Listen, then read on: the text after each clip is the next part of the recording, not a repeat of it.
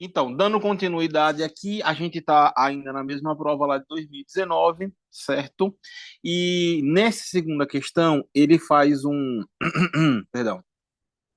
Ele começa com um dos conceitos primários aí do curso, que seria a ideia de centro de massa, tá? Então, aqui, só rapidamente, o centro, o centro de massa, ele corresponde a uma região, um ponto em um corpo ou fora do corpo, certo? Necessariamente não tem que estar no corpo. Isso aqui é um detalhe. Imagine que você tem isso aqui, ó. Isso se chama aqui toroide, tá? Vamos dizer que seja um toroide perfeito. O que a gente conhece aqui como popularmente como rosquinha, tá? Então, qual é o centro de massa dessa rosquinha? O centro de massa da rosquinha, ó, é o buraquinho vazio. Por quê? Porque todas essas partes aqui equidistantes, elas acabam por se, como elas são equidistantes, elas são equivalentes, e aí o centro de massa acaba sendo o centro dessas marcas. E aí o centro de massa do toroide acaba sendo o espaço vazio. Então o centro de massa necessariamente não precisa ser o, a parte do corpo que contém a massa, tá? E aí tem um detalhe, todo o movimento ele se dá em torno do centro de massa. Aí, por exemplo, imagine se você assistir os Jogos Olímpicos, você vê aquelas atletas, Daiane dos Santos, é, Daiane dos Santos não, Daiane dos Santos é já antiga já. Aquelas lá que estavam no salto, se você prestar atenção no salto do cavalo, inclusive quando dei aula aqui, eu fiz um desenhozinho mostrando que aquilo dali se dava, aquele movimento se dava em torno do centro de massa delas, certo? Então ela saltava ali, ó, certo? Vamos dizer que seja aqui. E esse movimento daqui, ó, ele sempre ficava o quê? Em torno dessa posição aqui, certo? Aí se você fosse ver, ó, seria um lançamento oblíquo perfeito.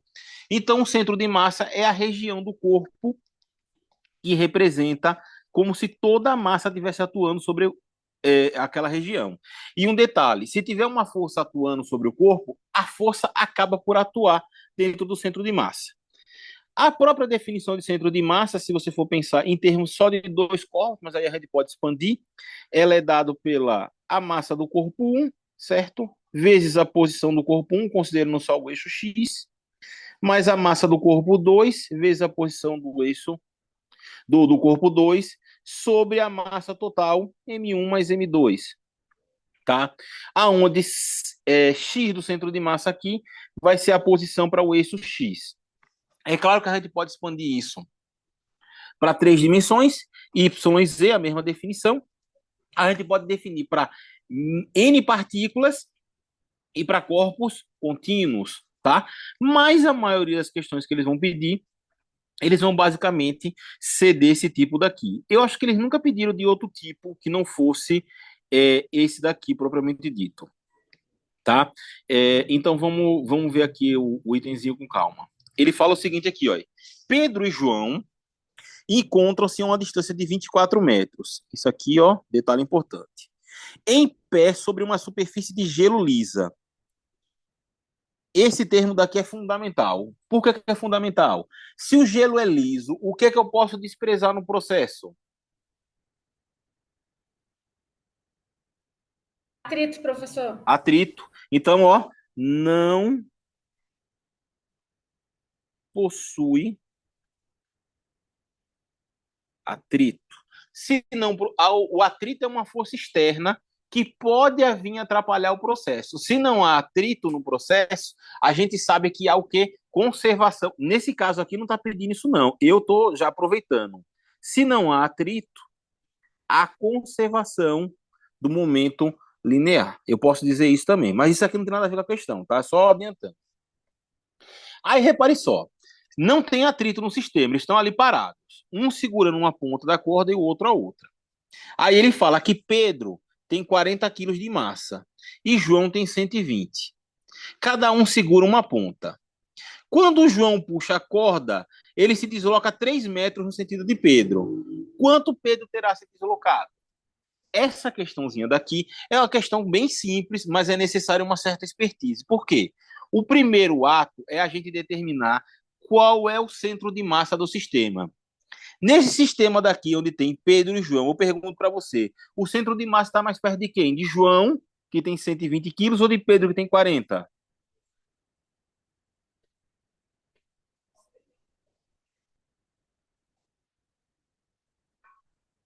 Alô? Desculpa, eu tinha desativado. Ele está perto do mais pesado. Exatamente. Então, a gente pode dizer que o centro de massa é mais ou menos aqui assim, ó, perto de João, tá? E tudo isso daí vai se dar em torno do centro de massa. Agora, para a gente... Deixa eu Pode só te perguntar. rapidinho. Nesse momento, assim, a Helena, a questão, ela não cita centro de massa. A gente tem que. Que momento que eu posso parar e falar? Eu tenho que trabalhar com centro de massa. Porque você tem duas pessoas na extremidade de uma... Vocês estão deslocados numa extremidade da corda e um puxa o outro, certo? Certo. Simplesmente isso. O centro de massa nesse processo, ele vai se manter, tá? Até a reconfiguração, certo? E a gente vai poder utilizar esse centro de massa para saber quanto variou cada um. O meu primeiro passo aqui é encontrar quem é esse centro de massa, tá? Então, a gente, vendo esse tipo de questão, a gente já tem que pensar em calcular o centro de massa. Teve Sim. uma questão na P2 que foi da canoa. Foi A da parecido. canoa, a da canoa também. A diferença é que na canoa você tem que considerar a massa da canoa também no processo. Uhum. Aí, se a canoa for homogênea, o centro de massa da canoa é o próprio centro de massa da canoa, é ali que está concentrado o centro dela, mas não das pessoas. E quando você se desloca na canoa, você tem, eu vou aproveitar aqui que sua deixa, você tem uma canoa aqui, ó, certo? Aí você tem uma pessoa aqui, Com um você peso tem uma tal e outra, a outra ali. isso, aqui. Aí vamos dizer que aí você tem aqui a própria massa da canoa, a massa da pessoa, de uma pessoa e da outra, certo? E aí a gente diz que o centro de massa é aqui, mais ou menos, tá? Esse é meu centro de massa. Aí essas pessoas trocam de posição, ou É isso. caminha para um lado ou para o outro. O que é que acontece? Esse processo de caminhar e de alterar vai fazer o quê? Com que a canoa se desloque. Vamos dizer que ela se deslocou para cá, ó. Tá vendo? A Uhum. posição modificou, mas o centro de massa ele fica na mesma posição. Isso daqui é uma coisa. Por quê? Uma das maneiras de você resolver esse problema é você chega lá e conserva o momento linear como sendo zero no processo. Eu não gosto de fazer assim. Eu não acho prático, certo? Porque eu acho que dá mais trabalho. E até porque, quando a gente vai definir centro de massa, a gente não define ela através do momento linear. O momento linear ele aparece posteriormente. Então, eu gosto dessa daqui, ó. Por quê? A gente vai descobrir onde está o centro de massa e vai utilizar o centro de massa para calcular. Vamos ver esse problema daqui, ó. Nesse caso daqui da gente, eu quero calcular o meu centro de massa, certo? Então vamos lá, ó. X do centro de massa. Eu vou apagar aqui as canoas que não vem ao caso, tá? Obrigada. Eu vou calcular o meu X do centro de massa. O meu X do centro de massa, eu vou aqui colocar como sendo quem? Vai ser a massa de João, MJ, vezes a posição de João, mais a massa de Pedro, vezes a posição de Pedro, sobre a massa total. Vou chamar de Mzão aqui, tá? Que é a soma das duas massas. Não, para ser rigoroso, é a massa de João mais a massa de Pedro. Tá? Então vamos lá. Aí eu vou definir. Repare só, a corda tem 24 metros.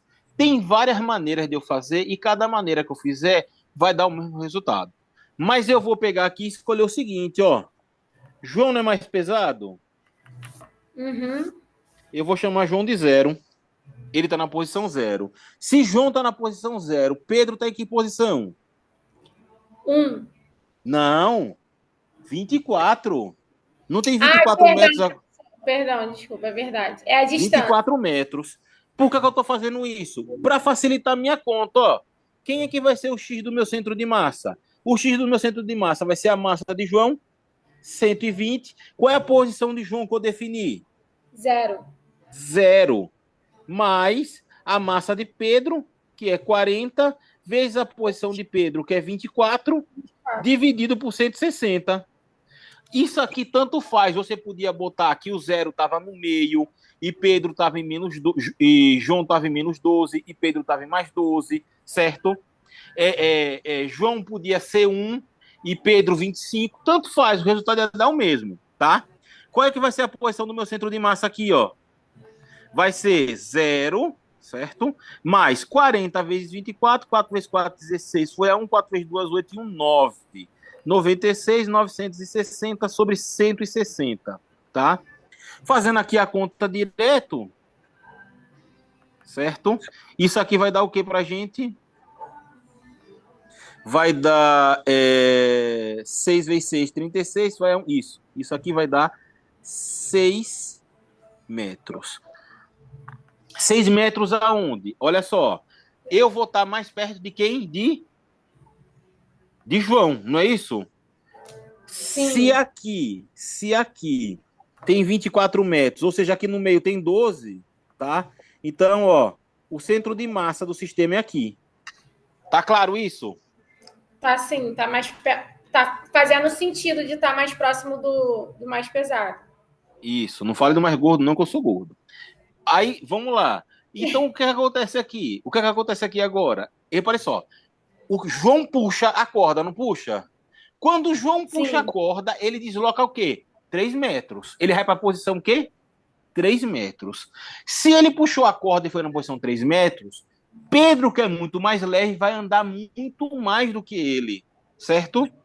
Certo. O que é que vai permanecer constante aqui no meu sistema? O centro de massa. O meu centro de massa vai permanecer constante durante o deslocamento, certo? Então eu vou fazer o seguinte. Quem vai mudar de posição são as pessoas, certo? Exatamente, ó. O meu X do centro de massa ele vai permanecer o mesmo.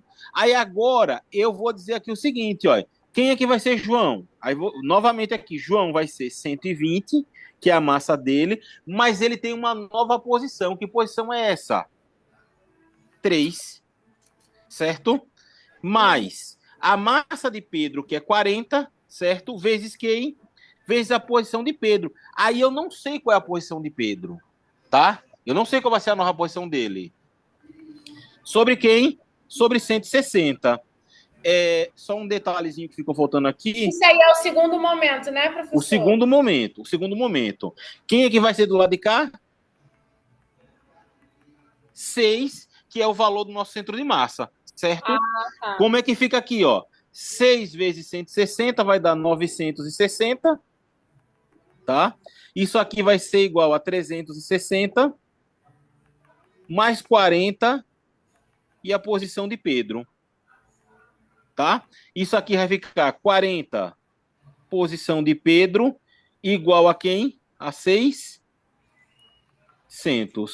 Corta 0 aí, ó. 0 com 0. 60 dividido por 4. A posição de Pedro vai ficar, ó, por 2 dá 30, por 2 dá 15. Então fica 15 metros. 15. Ou seja, Pedro, ele se deslocou até qual posição? Até 15 metros. Ele se deslocou até 15 metros. Então vamos fazer aqui, ó, rapidinho. Se aqui é 12 no meio, Pedro foi até 1. Aqui seria um meio, né? Seria mais ou menos aqui, ó. 6. Ele foi até aqui. Pedro foi até aqui. Mas ele estava em que posição? No início ele estava em 24. Ele estava em 24. Ele foi para qual posição? 15. 15. Qual vai ser o deslocamento de Pedro? O 24. Delta X de Pedro vai ser 24 menos 15. Ou seja, ele andou 9 metros. Perfeito, professor. Tá claro isso daí? Outra maneira de fazer isso daí era... Então a gente resolveu tudo só pelo cálculo do centro de massa, não é isso? Só pelo cálculo do centro de massa. Questão da canoa também conserva a posição do centro de massa, certo? A expertise é justamente... Eu ensinei isso daqui e é assim, a maioria das pessoas não ensina assim. A canoa deslocou, certo? Quer dizer, perdão. A canoa deslocou. Mas o centro de massa dela, ó, continua sendo o mesmo. A canoa que se deslocou, as pessoas que se deslocou na canoa, certo? Você transferiu. Fala que um trocou de lugar com o outro. Exatamente. O centro de massa permanece em relação ao sistema o quê? O mesmo. Tá? Essa é que é a sacada. Se você for fazer pela questão da conservação zerando o momento linear, é muito mais difícil, muito mais complexo, certo? E aqui o resultado é sempre correto e mais fácil. Então, simplesmente isso daqui. Outra maneira de você pensar, Pedro tinha que massa, João tinha que massa, 120, né? Uhum. Pedro tinha 40. 120 é 3 vezes mais que 40. Se Pedro andou 3 metros, ele puxa quantos metros de... João andou 3 metros, ele vai puxar quantos metros de Pedro? 3 vezes mais, por causa da massa. Então, ó, 9 metros. Só de cabeça. Ficou claro o que eu quis dizer? Hã?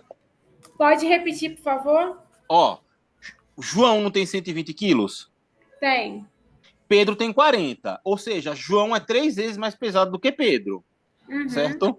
Se Pedro anda 3 metros, ele vai deslocar Pedro quantos metros?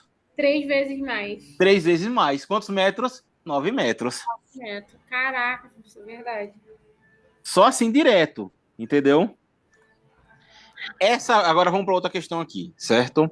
Essa questão daqui é muito boa, essa questão, linda ela.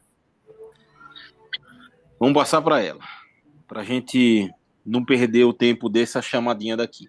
Olha só. Esse daqui é um problema de plano inclinado, tá?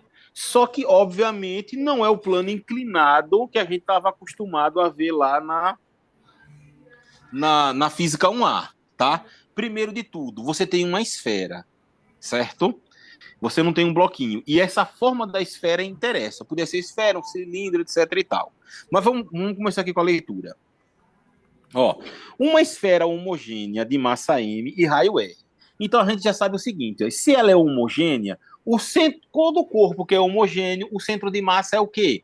É o centro desse corpo. Tá claro? Sim. Todo corpo homogêneo, vou colocar aqui, ó. Todo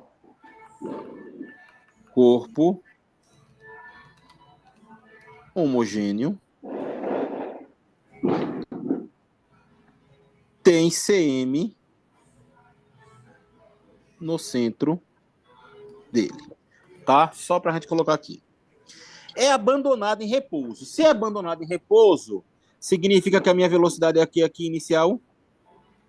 Zero. Tá?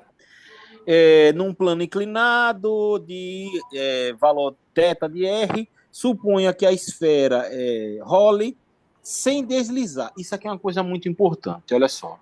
A esfera, ela rola sem deslizar. Se ela rola, primeiro de tudo, se ela não desliza, o que é que existe no processo? Atrito. Exatamente. Porque, repare só, se você não tiver atrito, o que é que acontece com você? Você escorrega, desliza. Escorrega, passa direto, entendeu? Aí você pode pensar, por exemplo, um carro no gelo. Se o carro está no gelo, ele não consegue sair, certo? Então, para que haja o movimento do carro, as rodas, elas têm que girar. O giro das rodas só é possível através do atrito. Tá claro isso? Sim. Então, a gente já sabe, mesmo a questão não falando, existe atrito. Força de atrito em rotações. Tá? Por quê? Se a esfera só deslizasse, a gente esquecia essa parte rotacional. Era como se fosse o bloco normal.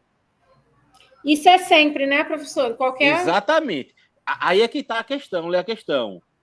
A esfera rotaciona e não desliza. Tá entendendo? Se ela rotaciona e não desliza, então existe atrito no sistema. Beleza. Tá claro? Aí vamos lá, tem um ângulo da rampa com valor de θ, suponha que a esfera... Durante o movimento, segue o abandono. Tá aqui as condições. Aí ela chega e fala o seguinte, ó. Supondo que o momento de inércia da esfera em relação ao eixo, que passa pelo centro, vale, aí tá ali, ó, calcule a aceleração do centro de massa da esfera. Antes de a gente fazer isso aqui, rapidinho, opa, perdão, eu vou aqui numa tabelinha aqui no final, que é o seguinte, ó. Rotação em torno de um eixo fixo, assim. Essa tabela daqui tem, do lado esquerdo, tem componentes rotacionais. E do lado direito, tem componentes translacionais, certo? Note que para toda equação de translação, tem um equivalente de rotação. Então, eu esqueci como é a fórmula, mas eu me lembro da fórmula de translação. Então, tem um equivalente de rotação, tá? E aqui a gente pode ver como é, ó. Por exemplo, para energia cinética, eu tenho aqui a massa vezes V ao quadrado. A energia cinética da rotação fica como aqui, ó, momento de inércia vezes a velocidade angular ao quadrado. Aí, quem é a força? A força. O torque é a força da rotação. Tá claro isso daqui? Momento linear tem um momento angular. Certo? E assim vai sucessivamente. Só para a gente aqui poder pensar nessas duas questões. Mas vamos lá. Então, o que está acontecendo aqui? Primeiro de tudo, eu vou destrinchar. Eu quero saber qual é a aceleração do meu centro de massa. Então, eu vou fazer o desenho aqui, que é o seguinte, ó.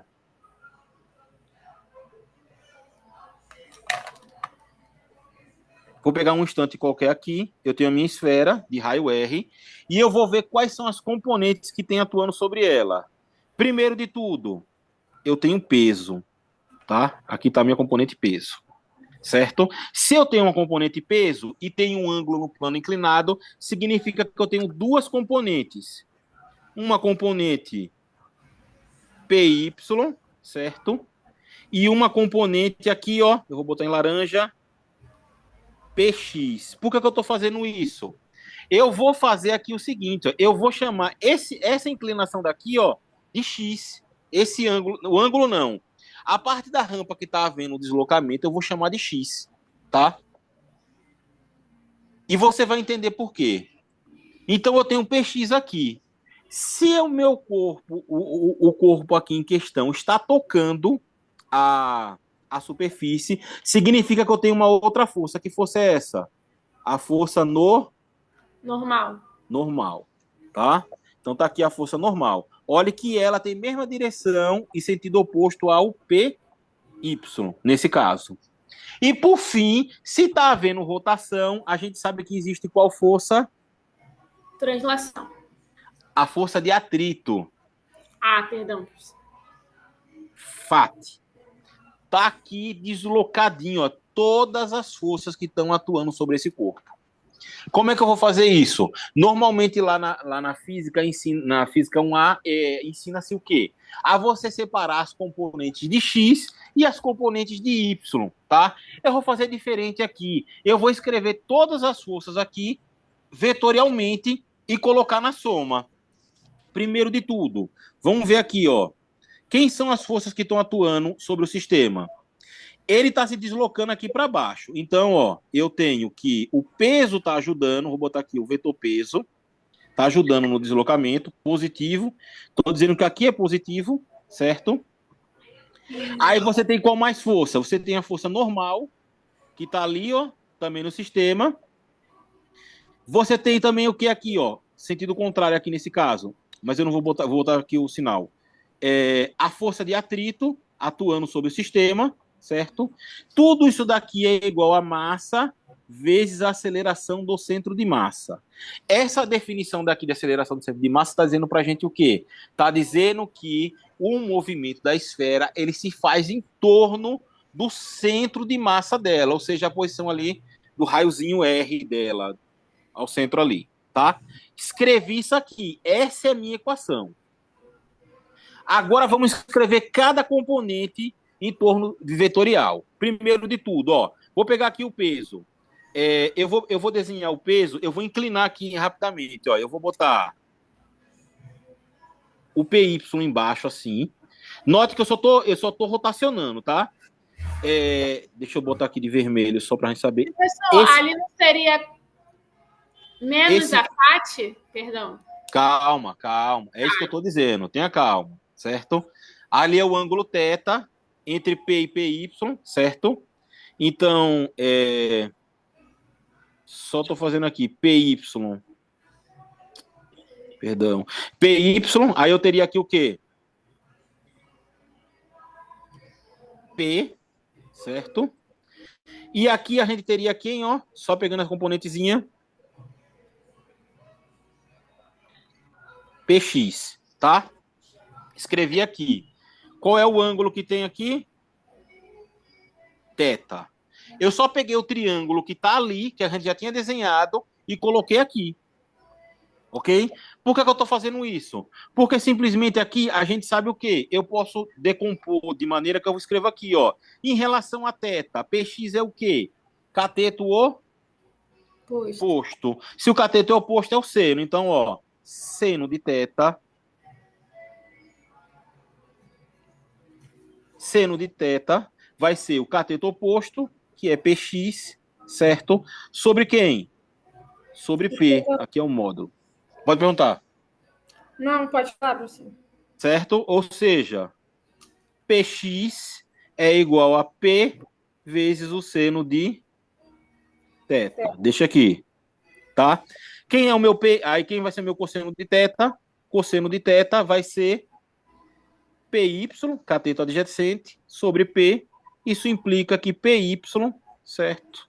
É igual a P vezes o cosseno de θ. Aí note que o seguinte, ó, PY é idêntico a quem? PY é idêntico a. Não é normal, não. Anormal, é É anormal. anormal, é. Então, eu Só posso que no chegar. sentido contrário, né, professor? Exatamente. Isso aqui a gente está escrevendo só em módulo, tá? Eu Tá. posso chegar aqui e dizer que a minha normal, o módulo da minha normal, é P cosseno de θ. O módulo, tá? Só adiantando aqui o processo. Só para a gente vislumbrar. Depois eu volto aqui nisso. E agora fica o que aqui? Só um segundinho que já está pedindo aqui para atualizar. Como é que vai ficar aqui para gente? Olha só, eu vou aqui escrever o meu vetor P. O meu vetor P, ó, ele vai ser quem? Vai ser Px na direção Y mais Py na direção J. O meu vetor P, ó, como é que fica? P vezes seno de θ na direção Y mais P cosseno de θ na direção J. Tá aqui o meu vetor P. Agora a minha normal. A minha normal vai ser quem? Olha só. A minha normal só tem componente em quem? Em Y. Y, que é J. E, exatamente. Então vai ser 0 na direção Y, certo? Mais quem? Nesse caso aqui, ó, eu vou definir um sendo mais e outro sendo menos. Se PY é positivo, eu vou dizer que a normal é negativo, Menos tá? cosseno de θ. Então fica menos, aí fica P vezes cosseno de θ na direção J. Tá aqui o meu vetor normal, ó. Qual é o outro vetor que eu tenho aqui? O meu atrito ele só está no qual eixo? No eixo X, certo? Então eu vou escrever aqui, eu não sei quem é a minha condição de atrito, então eu vou escrever aqui, ó, que a minha força de atrito vai ser o módulo do FAT em I mais 0 em J. Professor, a gente aqui não vai falar que a FAT é anormal. Não, não, não, não. Não vai mexer Nada, com isso, não. nada de mico anormal. Olha aí, isso aí dá para enganar bastante, viu? Tenha paciência um segundinho. E sobrou quem aqui ainda? Não, pronto, tá tudo aqui, tá? Aí a gente vai fazer o que agora, ó? Eu vou escrever aqui a minha aceleração. A minha aceleração, ela tá em que direção? Também tá na direção do eixo X aqui, ó, não é? Meu ato centro de massa. Então eu vou chegar aqui e dizer, ó, que a minha aceleração do centro de massa é simplesmente um módulo de área de centro de massa na direção I mais 0J. Escrevi todas as componentes aqui vetoriais, ó. Aí agora eu vou chegar e jogar nessa equação aqui, ó. Como é que vai ficar? Vai ficar P seno de θ em I mais P cosseno de θ em J. Aí fica menos, nesse caso, mais 0I. Só estou botando por uma questão de estética, tá? Menos P cosseno de θ em J. Isso aqui é a nossa normal, certo? Mais não, isso aqui é menos, tá? Porque ela está em sentido contrário ao movimento. Então, vai ficar menos FAT na direção I, mais 0 na direção J. Isso daqui vai ser igual, faltou espaço, mas eu vou botar aqui, vai ser igual a quem? A massa vezes a aceleração do centro de massa na direção I. Agora, repare só aqui, ó, o que é que a gente tem aqui? Essa componente aqui e essa componente aqui, elas são as únicas componentes que têm sentido em Y. E elas se cancelam. Se cancelam. Então já está fora. Sobrou quem? Sobrou apenas componentes na direção I. Ficou quem? Ficou, ó, P seno de θ, certo? Vou abrir aqui o parênteses. P seno de θ menos F de atrito. Cadê aqui, ó? Em I. Isso aqui é igual a massa vezes a aceleração do centro de massa na direção I. Se eu tiro o módulo, o que é que acontece com o Izinho? Desaparece. Tá aqui. Eu peguei uma equação vetorial e transformei ela numa equação de módulo, como a gente está acostumado. Só que a gente fez de uma maneira aqui, ó, bem clara e sucinta para ver o que estava sendo feito. Ficou claro isso aqui?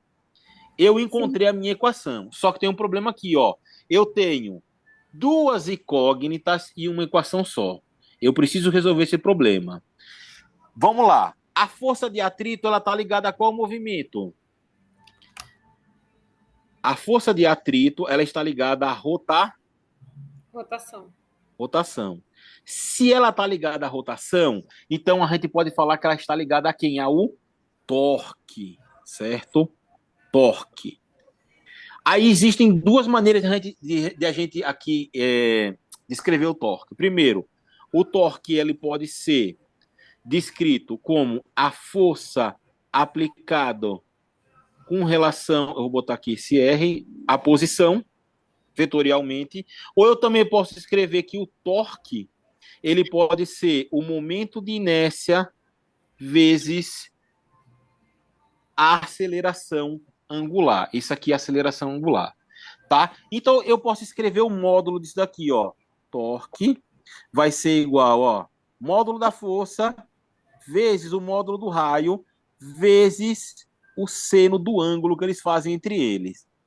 Quem é que está fazendo o ângulo? Ó, repare só. Vamos pegar aqui a esfera, certo? Esse aqui é o raio, tá? A força está para cá. Qual é o ângulo entre o raio e a força? 90. O raio, o giro, a gente está sempre apontando ele para cima. Esse é o raio, o meu raio, certo? Então, isso aqui é 90 graus. E seno de 90 é o quê? 1. Então, eu posso dizer que o torque vai ser igual à minha força. Quem é minha força? A força de atrito vezes o raio. Guarde isso aqui. Por que isso aqui é importante? Porque agora eu vou relacionar com quem? Com a outra definição. Essa definição aqui eu já posso definir ela em módulo da seguinte maneira. O meu torque é o meu momento de inércia vezes a minha aceleração angular, tá? Aí eu posso escrever o seguinte, ó. Torque é igual. Qual é o momento de inércia que ele dá na questão? Vamos voltar aqui. Ele dá aqui, ó. 2mr ao quadrado sobre 5. 2mr ao quadrado sobre 5. Então, ó, eu posso colocar aqui, ó, 2/5 de mr ao quadrado vezes alfa. Esse alfa daqui é uma aceleração angular. Aí, se você lembrar lá de movimento circular, você sabe o seguinte, ó, a variação de posição é igual ao ângulo vezes o raio. Aí, se eu derivo em relação ao tempo, eu posso escrever aqui, ó, V é igual a ômega, certo? A velocidade angular, vezes o raio. E aí, ó, se eu faço aceleração, vai ser a aceleração linear vezes o raio. Por que eu estou fazendo isso? Porque aqui a gente tem, ó, o produto entre alfa e r ao quadrado. Então, eu posso escrever aqui que o meu torque é igual, ó, a 2/5 de m. Aí eu faço r, abro parênteses, r vezes alfa. Quem é r vezes alfa? É o a minha aceleração linear. Eu estou transformando a minha aceleração angular numa aceleração linear. Então, aqui, ó, o meu torque vai ser igual a 2/5 de mRA. Não parou por aqui. Agora eu vou relacionar esses dois aqui, ó. Ó, por quê? Quem é meu torque? 2/5 de mRA, que é igual a força de atrito vezes R. O que é que eu estou fazendo aqui? Eu estou eliminando o raio, ó. De maneira que a minha força de atrito é quem? E aí vai aquela pergunta que você fez. Mi vezes a normal. Não. A minha força de atrito vai ser quem? Vai ser 2/5 de m vezes a. A aceleração do centro de massa. Ó, vai parar a aula aqui agora, a gente volta em 7 minutos, tá? Ok, professor. Até já. Entendi.